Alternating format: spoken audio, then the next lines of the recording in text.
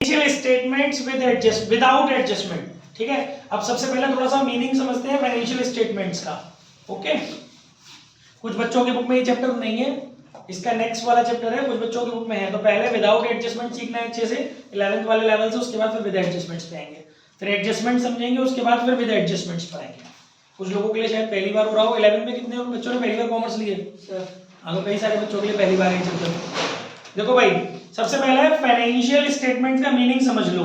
The end product of financial accounting is financial statement. यानी कि हमें फाइनेंशियल अकाउंटिंग के अंदर सबसे लास्ट में जो चीज बनानी है वो है आपकी financial statements. Financial statements are organised summaries of detailed information about financial positions and performance of an enterprise for a particular period. मतलब जो आपने डिटेल में जर्नल लेजर ट्रायल बैलेंस वगैरह ये सब चीजें बनाई है, तो उनकी समरी होती है फाइनेंशियल स्टेटमेंट्स। ये आपको समरी के फॉर्म में मिलते हैं। जो भी आपके पास फाइनेंशियल डॉक्यूमेंट्स हैं, फाइनेंशियल अकाउंटिंग के अंदर जितने भी अभी तक आपने डॉक्यूमेंट्स प्रिपेयर किए हैं, जो भी इंफॉर्मेशंस कलेक्ट किए हैं, उनकी समरी हमें कहां से पता चलती है? फाइनेंशियल स्टेटमेंट से। According to John N Myer, the financial statements provide a summary of accounts of business enterprise. किसी भी वेबसाइट की आपको समरी बताते हैं फाइनेंशियल स्टेटमेंट।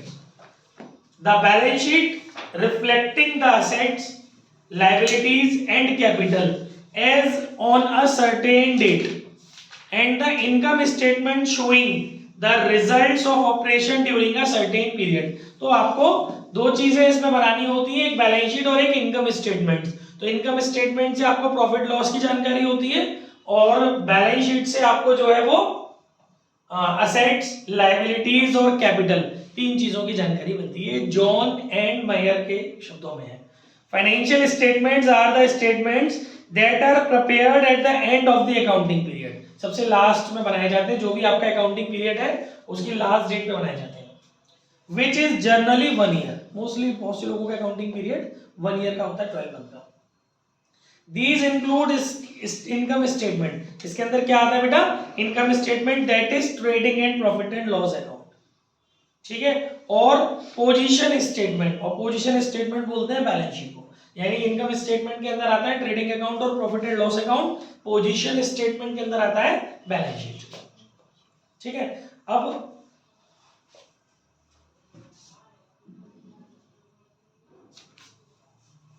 आपको अगर फाइनल अकाउंट्स बनाने होते हैं तो सबसे पहले आपको क्या सीखना पड़ेगा? Trading account.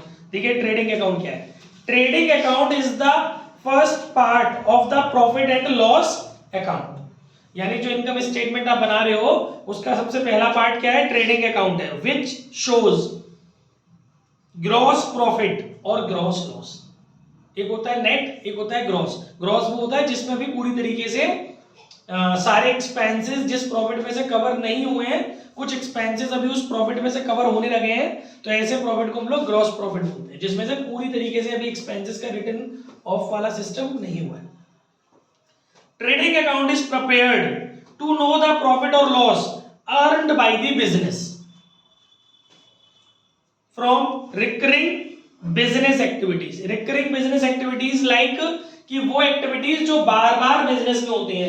आपने वन टाइम फर्नीचर खरीदा तो वो फर्नीचर परचेज करना रिकरिंग एक्टिविटी नहीं है। रिकरिंग मतलब आवर्ती, जो बार बार नहीं होगी, है ना। तो रिकरिंग, नॉन रिकरिंग एक्टिविटी है फर्नीचर खरीदना। लेकिन बिजनेस के लिए माल खरीदना क्या है? आपके लिए रिकरिंग एक्टिविटीज है, क्योंकि आप खरीदोगे, बेचोगे, खरीदोगे, बेचोगे, फिर खरीदोगे, फिर बेचोगे, फिर बेचने के बाद फिर खरीदोगे, खरीदने के बाद फिर बेचोगे, बेचने के बाद फिर खरीदोगे, खर्चे करोगे, सैलरी दोगे, हर महीने दोगे। तो ये सब चीजें आपके लिए रिकरिंग होती हैं। तो आपको याद रखना है, जो आपके रिकरिंग एक्टिविटीज हैं उनसे जो प्रॉफिट निकल के आता है वो आपको ट्रेडिंग अकाउंट से मिलता है। दैट इज बाइंग और मैन्युफैक्चरिंग और सेलिंग द अकाउंटिंग पीरियड। वो एक्टिविटीज जो बाइंग में इन्वॉल्व है, मैन्युफैक्चरिंग में इन्वॉल्व है और सेलिंग में इन्वॉल्व है। ठीक है, trading account contains in a summarised form the transactions relating to the cost of goods sold and net sale proceeds. यानी ट्रेडिंग अकाउंट में ज्यादातर कौन सी एक्टिविटीज का इन्वॉल्वेशन होता है, जो कॉस्ट ऑफ गुड सोल्ड से कनेक्टेड है और नेट सेल प्रोसीड से कनेक्टेड है। यानी आपने अपना माल बेच के जो पैसा कमाया है, एक तो वो एक्टिविटीज सब ट्रेडिंग अकाउंट में आती हैं, और गुड्स को बनाने में कॉस्ट ऑफ गुड सोल्ड, जो गुड्स आपने बेचा है उसकी जो मैन्युफैक्चरिंग कॉस्ट है, उसकी जो लागत आपको आ रही है, वो कॉस्ट से रिलेटेड एक्टिविटीज आप कहां शो करते हैं, ट्रेडिंग अकाउंट में। और जो बेचते हैं आप माल, वहां से जो प्रोसीड आपके पास आती है, प्राप्तियां जो आती हैं आपके पास, वो सब आपकी कहां आती है, trading account. The difference between sales and cost of goods sold is called gross profit. यानी जो आपने गुड्स बेचे आपको प्रॉफिट आया, आपने गुड्स बेचे आपको रेवेन्यू आया, आपने गुड्स को बनाने में जो खर्चा किया उस रेवेन्यू में से उस एक्सपेंसेस को आप माइनस कर देते हो, जो डिफरेंस आता है वो सीधा सीधा आपका ग्रॉस प्रॉफिट कहलाता है। और इन केस अगर आपकी कॉस्ट ज्यादा हो गई है, आपकी सेल प्रोसीड कम है, तो आपको ग्रॉस लॉस लगेगा। क्लियर हो रहा है? तो ये स्ट्रक्चर आपका ट्रेडिंग अकाउंट का है गाइस। और ट्रेडिंग अकाउंट का एक फॉर्मेट दिया हुआ है आपकी बुक में, तमीज से दिया हुआ है।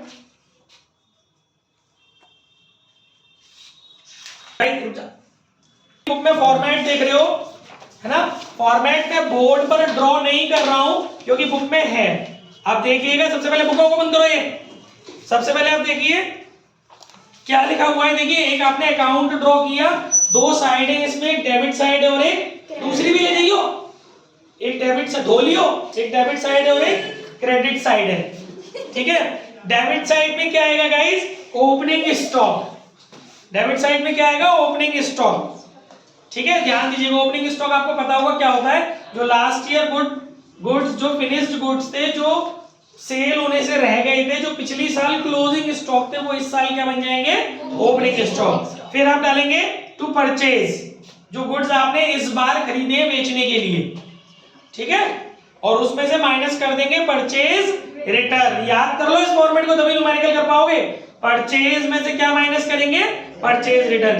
क्रेडिट साइड में आप डालेंगे सेल, जो माल आपने बेचा है इस बार, और उसमें से सेल रिटर्न या फिर रिटर्न इनवार्ड, इसका दूसरा जो नाम है वो माइनस कर देंगे।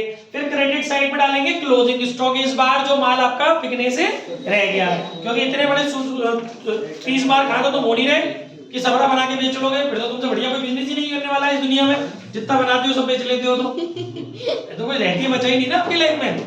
ठीक है, अच्छा, इसके अलावा गाइस देखो, ये तो हो गई मोटी मोटी बात। इसके अलावा गुड्स को बनाने में या बेचने लायक करने में कुछ खर्चे करने पड़ते हैं। वैसे सीधे सीधे बात करो बनाने में, तो वो सारे एक्सपेंसेस आपके कहलाते हैं डायरेक्ट एक्सपेंसेस, प्रत्यक्ष व्यय, और वो सब आपके व्यापार खाते में यानी कि ट्रेडिंग अकाउंट के डेबिट साइड में जाते हैं। कौन कौन से ज्यादातर होते हैं वो, कैरेज, ढुलाई। कैरेज क्या होता है, जब हम माल, जैसे मान लो मैंने दिल्ली से कच्चा माल खरीदा, मेरा ताले का काम है, मैं अलीगढ़ से खरीद के लाऊंगा, जब तो अपने आगरा में बेचूंगा, तो अलीगढ़ से जो ताले में खरीद के अपने ट्रांसपोर्ट तक लेके जाऊंगा, खरीदे हुए माल को अपने ट्रांसपोर्टेशन तक पहुंचाने में जो खर्चा आएगा वो कहलाता है ढुलाई, कैरेज। कैरेज इनवार्ड भी यही है। ठीक है, कैरेज ऑन परचेज, ये सब इसके अलग अलग तरह के नाम है। गुड्स पर कैरेज हो गई, इनवार्ड हो गया ना, कभी कभी हो जाते हैं अलग, पर कॉन्सेप्ट वही ऑलमोस्ट। ठीक है, रेलवे फ्रेट ऑन परचेज। अब आप माल मान लो दूसरे शहर से आगरा में ला रहे हो, खोपड़ी पे रख के तो लाओगे नहीं, मान लो ट्रेन से मंगा रहे हो तो उसका फ्रेट दोगे नहीं दोगे, आदमी के बैठने का फ्रेट नहीं आएगा इसमें। गुड्स जो चल के आ रहा है राजा बाबू की तरह से हमारे बिजनेस में, उसका फ्रेट आएगा, रेलवे फ्रेट ऑन परचेज। और इसके अलावा बेटा कुली एंड कार्टेज, कुली भी सामान उठाएगा आपका, इधर से उधर लाके रखेगा, आपके गोडाउन तक लाके रखेगा आपका सामान। ठीक है, ऑक्ट्रॉय, कई बार आपको ऐसे भी सामान होते हैं जिन पर ऑक्ट्रॉय, जैसे मान लो समुद्र के रास्ते से ला रहे हो चुंगी, या फिर मान लो मथुरा से ला रहे हो तो टोल टैक्स देना पड़ रहा है, तो वो सब होते हैं आपके ऑक्ट्रॉय, जैसे कर बोलते हैं हम, सीमा शुल्क। ठीक है, चुंगी। कस्टम ड्यूटी, अगर आप पोर्ट के माध्यम से माल ला रहे हो तो आपको कस्टम भी पे करना पड़ेगा। एयरपोर्ट से माल ला रहे हो, बैंगलोर से दिल्ली में माल आ रहा है, हवाई जहाज से आता ही नहीं आता माल, तो वो फिर, या फिर मान लो तुमने चाइना से रॉ मटेरियल खरीदा है इंडिया में, तो वो कस्टम देकर के ही तो आएगा। समझ में आ रही बात? क्योंकि ये सब चीजें जो होती है ना, वो डिसाइड करती है कि आपको क्या कॉस्ट आई है फाइनल। केवल आपने 1 लाख रुपए का कोई सामान खरीदा, वही आपकी कॉस्ट नहीं है। वो 1 लाख रुपए का सामान तो हमने चाइना में खरीदा था, अब इंडिया में लाने में वो 1.5 लाख का हो गया। तो ये जो 100-100 ग्राम के खर्चे हो रहे हैं, ये भी तो सब जोड़ने पड़ेंगे, तभी तो ना आप कस्टमर से फाइनल कॉस्ट बना के ले पाओगे अपना प्रॉफिट जोड़ के। ठीक है। डॉक चार्जेस, डॉक मतलब होता है, इसको पोर्ट चार्जेस भी बोलते हैं, बंदरगाह है, पानी के रास्ते जब सामान आता है तो उस पर जो हम चार्जेस वगैरह देते हैं। भाई आप समुद्र के रास्ते माल मंगाओगे, अब मान लो कलकत्ता और बंबई में हो रही है, तो वहां पोर्ट, दोनों जगह समुद्र है ना, तो वहां समुद्र के रास्ते माल जा सकता है एक जगह से दूसरी जगह, तो वहां जो भी खर्चे होंगे क्लियरेंस वगैरह के, वो सब आपके डॉक चार्जेस होंगे। ठीक है। क्लियरिंग चार्जेस, माल छुड़ाने के वे। इंपोर्ट ड्यूटी, कहीं कभी कभी हम ऐसे माल भी होते हैं जिस पर हमें इंपोर्ट ड्यूटी, आयात शुल्क सरकार को देना पड़ता है। वेजेस, अब माल मंगवाओगे, तुमने लकड़ी मंगवा ली, अब लकड़ी बेच दोगे क्या कस्टमर को? भाई उसको घिसवाओ, घिसाई करा के उसका फर्नीचर बनवाओगे, तो उसकी वेजेस दोगे नहीं दोगे वर्कर को, तो वो वेजेस भी आपकी कॉस्ट से कनेक्टेड है। प्रोडक्टिव वेजेस, माल बनाने की वेजेस, और माल बने बनाए माल को सेट करने की वेजेस अलग होती है ना। कई बार हम बना बनाया माल लाते हैं, जैसे तख्ता बना बनाया ले आए हम, अब बरगांव में पेच कस के टेबल बन गई, तो वो वेजेस हो गई। अब तख्ते से ही तुम तख्ते को ही बना रहे हो लकड़ी के, उससे काट पीट के आ रही मशीन से, जे काट पेड़ के लट्ठर ले आए हो जंगलों में से चुरा के, मतलब खरीद के, और फिर उसको तुम सेट कर रहे हो मशीनों पे, तो वो सब वेजेस दे रहे हो, प्रोडक्टिव वेजेस हो गई। इसके बाद फैक्ट्री एक्सपेंसेस, अब फैक्ट्री में भी सजावट होगी माल की, तो वहां जो भी खर्चे हो जाएंगे छोटे बड़े। फैक्ट्री का रेंट, क्योंकि किराया तो देना पड़ेगा, फैक्ट्री की टैक्सेस वगैरह, फैक्ट्री की लाइट वगैरह, हीटिंग वगैरह, जो भी मशीनें चलेंगी तो ये सब बिल आएंगे नहीं आएंगे इनके। ठीक है। फैक्ट्री की रिपेयर, फैक्ट्री की रिपेयर भी करानी पड़ेगी, वो भी तो आपकी वही मानी जाएगी। मतलब ऑल फैक्ट्री एक्सपेंसेस, कोई भी ऐसा एक्सपेंसेस जिसके आगे फैक्ट्री वर्ड लग रहा है। इसके अलावा इसके बाद है gas, fuel, power, oil, water, motive power, ये सब मतलब जो मशीनों से रिलेटेड होते हैं खर्चे। एक बार पढ़ दे रहा हूं, स्टोर कंज्यूम्स, जो सामान स्टोर होने कहते हैं जो मशीनों में यूज होते हैं, जैसे कि डीजल हो गया। कंज्यूमेबल स्टोर्स जो होते हैं, जो आप मशीन या फिर मैन्युफैक्चरिंग जब आप करते हो तो वो उसमें कंज्यूम हो जाते हैं, कोयला वोयला टाइप हो गया कुछ भी, है ना। और मैन्युफैक्चरिंग एक्सपेंसेस, कोई और खर्चा जो मैन्युफैक्चरिंग से रिलेटेड हो। पैकिंग मटेरियल की पैकिंग, फिनिश्ड गुड की पैकिंग नहीं, एक होता है फिनिश्ड गुड, जब माल बन जाएगा तो उसकी पैकिंग अलग होती है, वो बेचने की पैकिंग हो गई। अभी तो माल बनाने में भी मटेरियल की तो पैकिंग वगैरह करते हैं कई बार, मटेरियल की, रॉ मटेरियल की पैकिंग, तो वो चीज। तो ये सब चीजें आपकी क्या मानी जाएंगी बेटा? एक्सपेंसेस। इन सबको आपको कहां डालना है सीख ले, होशियार की पूछ वैसी बहुत होती है। तो इसके बाद बेटा ये जो है, ये आपके सारे खर्चे डेबिट में आएंगे गाइस। लिटरली आपको 3-4 चीजों को याद रखना है।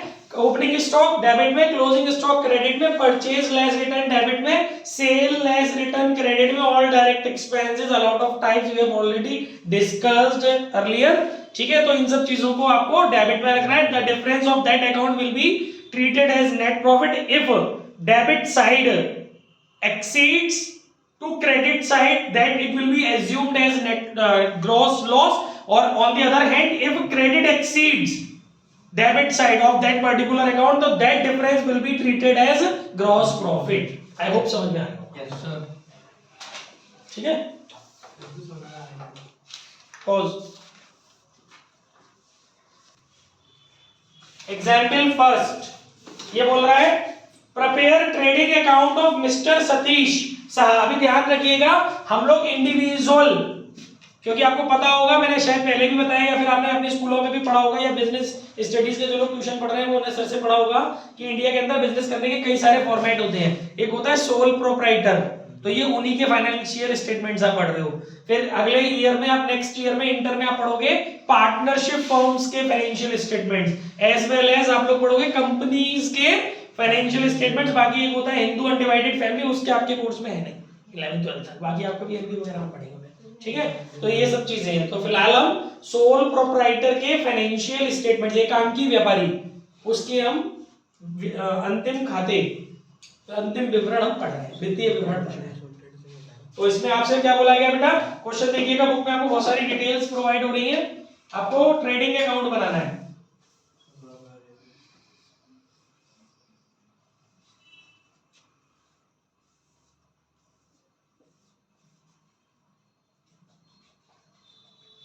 ट्रेडिंग अकाउंट ऑफ किसका है? मिस्टर सतीश।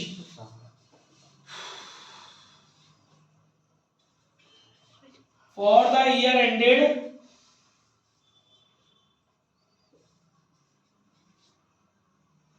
मार्च 31, 2020। ये डेबिट साइड है, ये क्रेडिट साइड है, पर्टिकुलर अमाउंट, ठीक है। देखिए गाइस, सबसे पहले आपको स्टॉक दिया हुआ है। अब आपको कैसे पता चलेगा कि ये स्टॉक ओपनिंग है या क्लोजिंग? तो उसके आगे डेट दी हुई है। आप जब 31 मार्च 2020 का बना रहे हो तो इस ईयर की जो ओपनिंग हुई होगी वो 1 अप्रैल 2019 को हुई होगी। आपको डेबिट में दिया है स्टॉक 10,000, तो यहाँ डाल दोगे आप टू ओपनिंग स्टॉक।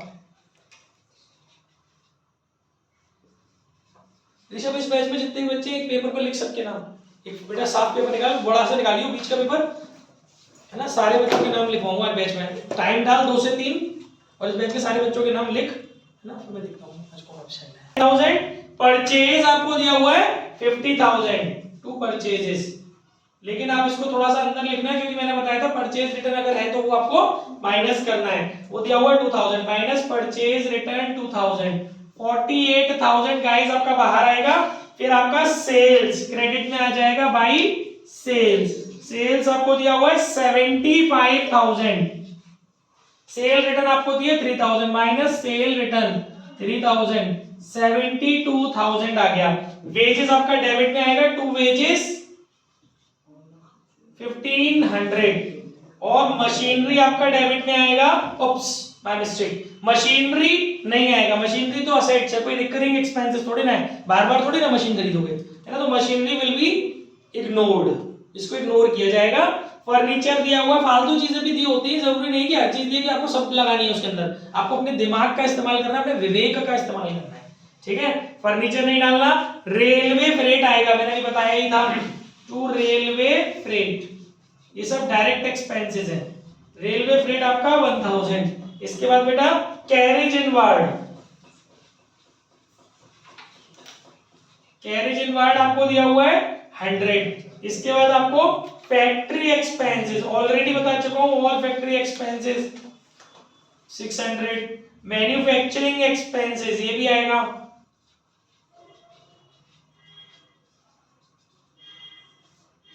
1300। ऑक्ट्रॉय ये भी आएगा, सीमा शुल्क चुंगी 100 रुपए। क्लोजिंग स्टॉक इधर दिया है, क्रेडिट में आएगा। डेट से पता चल रहा है क्लोजिंग स्टॉक है 10,000 का, ठीक है गाइस। बस इतनी चीजें थी। अब आपको क्या करना है, बैलेंसिंग करनी है इस अकाउंट की, है ना। या तो क्रेडिट बढ़ा होगा या डेबिट, अगर क्रेडिट बढ़ा है डेबिट छोटा है तो लॉस आ जाएगा, प्रॉफिट आ जाएगा, और डेबिट बढ़ा है क्रेडिट छोटा है तो लॉस आ जाएगा। तो अब आप देखिए इसमें क्रेडिट बड़ा नजर आ रहा है साफ साफ ही, तो क्रेडिट का जो टोटल आ रहा है वो आ रहा है आपका 82,000। अब आप इसको देखिए 48 और 10 58 और 1 59 और 1 60 और 61 और 1500 62 500 62 600। और आप इसे घटाइए इसमें से 82,000 में से 62 600 घटाओगे तो 419,400। तो ये आ जाएगा आपका 2 ग्रॉस प्रॉफिट। बोलो कोई दिक्कत हो तो पॉज कर दो आगे।